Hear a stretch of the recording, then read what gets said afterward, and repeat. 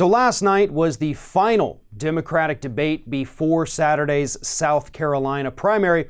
And if things seemed a little odd during that debate last night, which a lot of people pointed out on social media, it's because it was.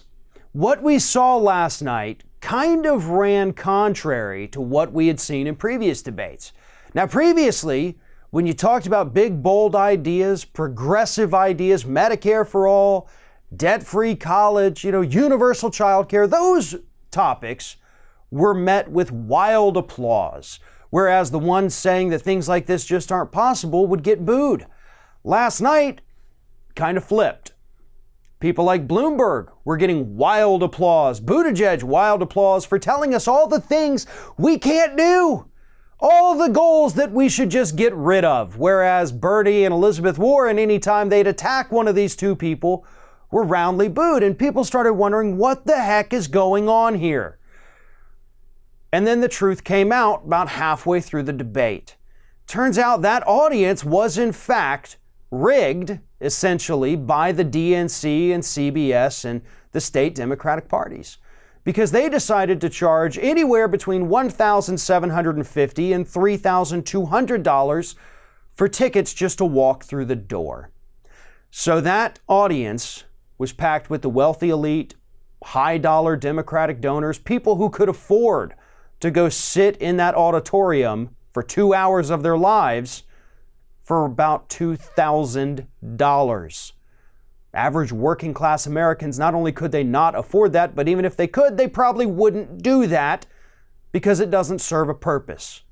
So yeah, no wonder the wealthy people in that audience weren't thrilled about the ideas of being taxed more, and they wanted to hear from the candidates who aren't going to touch their personal wealth or really do anything to change the direction of this country.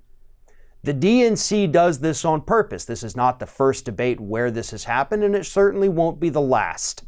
But that explains why we saw a lot of the reactions we did from that audience. And here's the problem with it. People watching it on TV, the average people out there watching it on TV who weren't following it on social media too, they don't know this truth yet.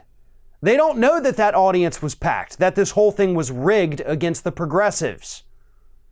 All they saw was, wow, people don't like Bernie Sanders. Oh, people do like Mike Bloomberg and Joe Biden. Interesting. Maybe I, average workaday voter, is wrong about these people.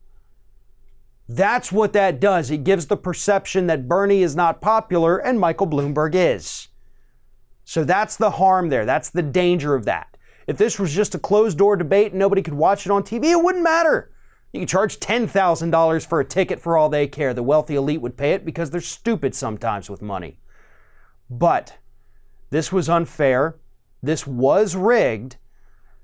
And this isn't a fringe group reporting on this, right, folks? This isn't just crazy liberal bloggers out there making these accusations. This story that I'm reading from right now is from the New York Times.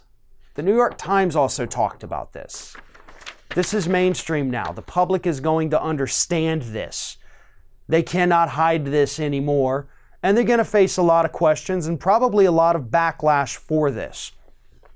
As for the debate performance itself, it was a train wreck. You had candidates just screaming and shouting and yelling over each other. Joe Biden sitting there, yelling at them because they said his time was up, even though, in fairness to Joe, it definitely wasn't. Then they let other candidates go way past the time limit, didn't let people respond always when they were the ones called out. Sometimes they'd call on somebody else and then the other person. My God, it was awful. It was horrid to watch. Now, what struck me as odd was that Bernie Sanders obviously and predictably took a lot of fire. That wasn't the odd part. The odd part was that even with the boos for Bernie Sanders, even with the constant attacks on him, the post-debate polls showed that he won. Now, this was not even close to being Bernie's best campaign or debate performance, and I personally don't think he emerged as the winner. I don't think anybody emerged as the winner of that debate. But apparently people watching it agreed.